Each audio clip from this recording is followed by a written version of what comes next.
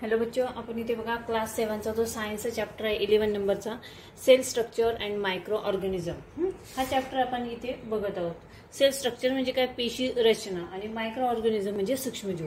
पेशी रचना आणि सूक्ष्मजीव हा जो चॅप्टर आहे आपला 3 पार्ट मध्ये अगोदर इथे झालेला आहे।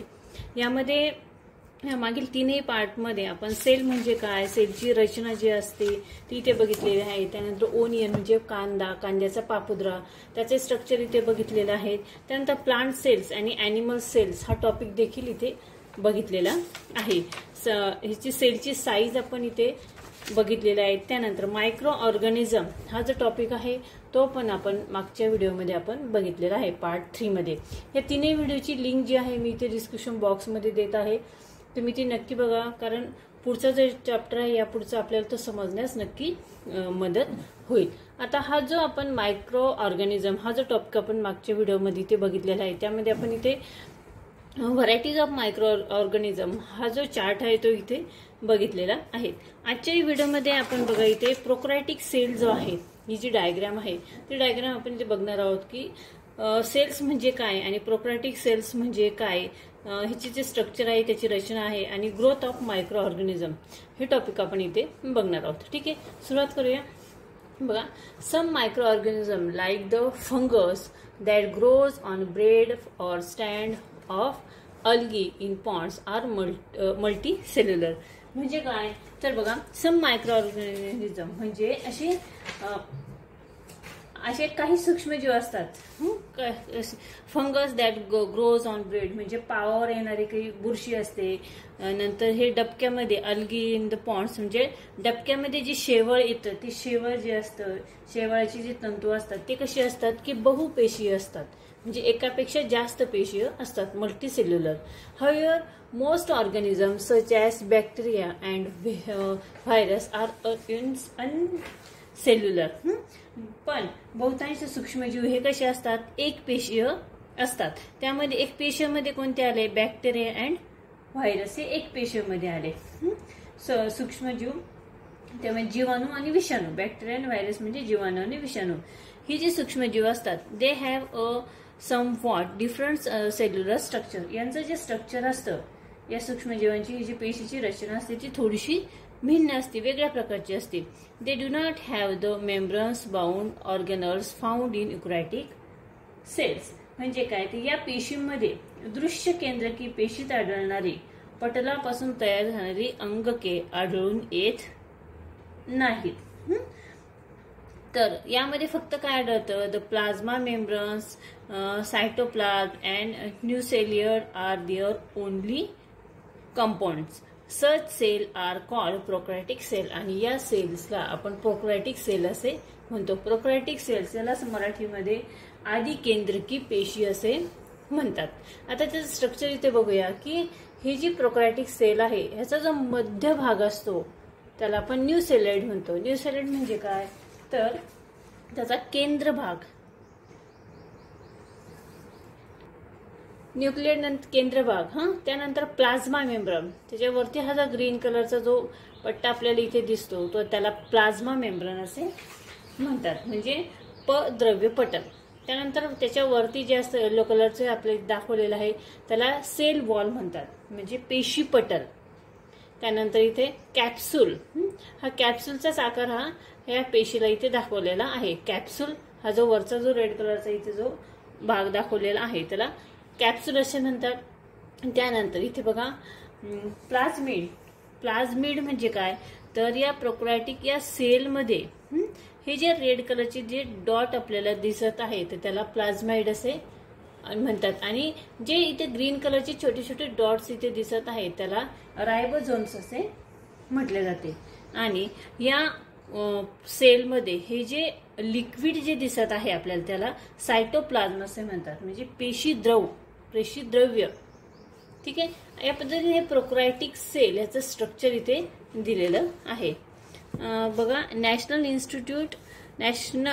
Centre for Cell Science NCCS Pune is an institute involved in research in the field of cell service, cytology, biology, etc.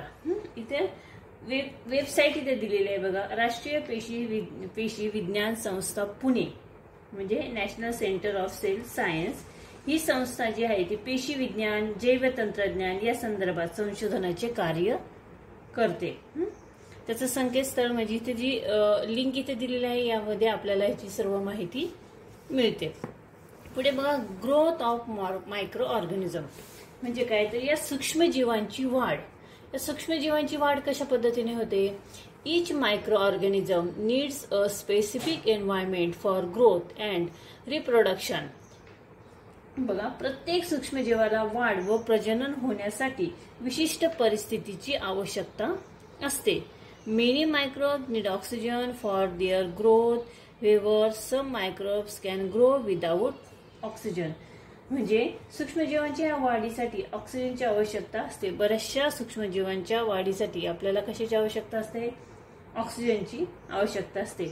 मात्र काही सूक्ष्मजीव असे असतात, some microorganism survive even extreme and adverse conditions like the ocean floor, ice in polar region, hot water spring etcetera. बघा, काही सूक्ष्मजीवांना ऑक्सिजनची आवश्यकता असते, तर मात्र काही सूक्ष्मजीव हे ऑक्सिजन शिवाय वाढू शकतात. ते कोणते, समुद्र तळ, ध्रुवीय प्रदेशातील बर्फ. बघा, advice condition like ocean floor म्हणजे समुद्राचा तळ, आईस इन पोलार रिजन म्हणजे ध्रुवीय प्रदेशातील बर्फ, आणि गरम पाण्याचे झरे, हॉट वॉटर स्प्रिंग्स म्हणजे गरम पाण्याचे झरे. अशा प्रतिकूल परिस्थितीत सुद्धा काही सूक्ष्मजीव टिकून राहतात. During advance conditions micro organism from a thick covering around themselves and stop their life process. अशा काही प्रतिकूल परिस्थितीत सुद्धा काही सूक्ष्मजीव टिकून राहतात. अशा वेळी ते स्वतःभोवती कठीण कवच तयार करतात. Thick covering around themselves, stop life process तयार करून ते आपली जीवन प्रक्रिया थांबवतात व परिस्थिती अनुकूल झाली की या कवचातून पुन्हा बाहेर निघतात. On return to favourable condition they come out the protective covering and continue their life process. त्या कवचातून ते पुन्हा बाहेर येऊन आपली जीवन प्रक्रिया सुरू करतात. बघा, काही सूक्ष्मजीव असे असतात ज्यांना ऑक्सिजनची आवश्यकता असते आणि काही सूक्ष्मजीव असे असतात ज्यांना ऑक्सिजनची आवश्यकता नसते. तर तसे सूक्ष्मजीव कुठे असतात, तर बघा इथे दिलेलं आहे की ओशन फ्लोर म्हणजे समुद्राचा तळ, आईस इन पोलार रिजन म्हणजे ध्रुवीय प्रदेशातील जो बर्फ आहे, बर्फ प्रदेश आहे तिथे, आणि हॉट वॉटर स्प्रिंग्स म्हणजे गरम पाण्याचे झरे. यामध्ये सुद्धा असे काही सूक्ष्मजीव असतात जे अशा परिस्थितीत सुद्धा टिकून राहतात. त्यावेळेस ते असं काय करतात की ते स्वतःभोवती कठीण कवच तयार करतात. Micro organism from a thick covering around themselves and stop their life process आणि आपली जीवन प्रक्रिया ते थांबवतात व परिस्थिती पुन्हा अनुकूल झाली. On return the of favourable conditions, परिस्थिती ज्यावेळेस पुन्हा अनुकूल होते, they came out of protective covering and continue their life process. ते त्या कवचातून, प्रोटेक्टिव्ह कव्हर जो त्यांनी तयार केलेला असतो त्याच्यातून बाहेर येतात आणि आपली जीवन प्रक्रिया पुन्हा चालू करतात. बघा, या सूक्ष्मजीवांची वाढ कशी होते. Where do the microorganism grow. सूक्ष्मजीवांची वाढ कशी होते, तर त्याचं माध्यम काय असतं, मीडियम.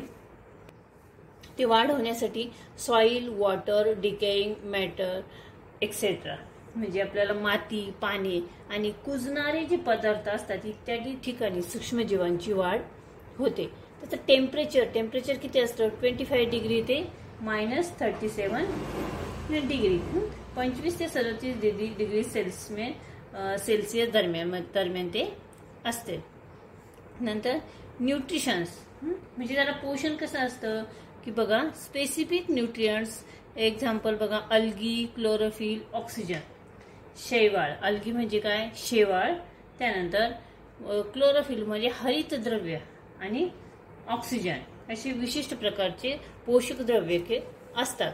आणि त्यानंतर ॲटमॉस्फिअर म्हणजे वातावरण. तर कोणत्या वातावरणात त्याची जास्त वाढ होते, तर मॉइस्ट, ह्युमरेंट आणि वार्म म्हणजे ओलसर वातावरणामध्ये. मॉइस्ट म्हणजे ओलसर, दमट, ह्युमिड म्हणजे दमट, आणि वाळ उबदार अशा ठिकाणी या ज्या मायक्रो ऑर्गॅनिझम आहे त्यांची वाढ मोठ्या प्रमाणामध्ये होते. According to shape and life process, micro organism are classified as algae, fungi, protozoa, bacteria and virus. आकार आणि जीवन प्रक्रियेनुसार सूक्ष्मजीवांचे शेवाळ, त्यानंतर कवके, आदिजीव, विषाणू अशा प्रकारे जीवाणू, विषाणू यामध्ये त्याचे वर्गीकरण केले जाते. तर अशा पद्धतीने आपण मायक्रो ऑर्गॅनिझम मधील प्रोकॅरियोटिक सेल्स हे जे स्ट्रक्चर वगैरे इथे बघितलेलं आहे. त्यानंतर मायक्रो ऑर्गॅनिझमची ग्रोथ कशा पद्धतीने होते हा टॉपिक देखील इथे बघितलेला आहे.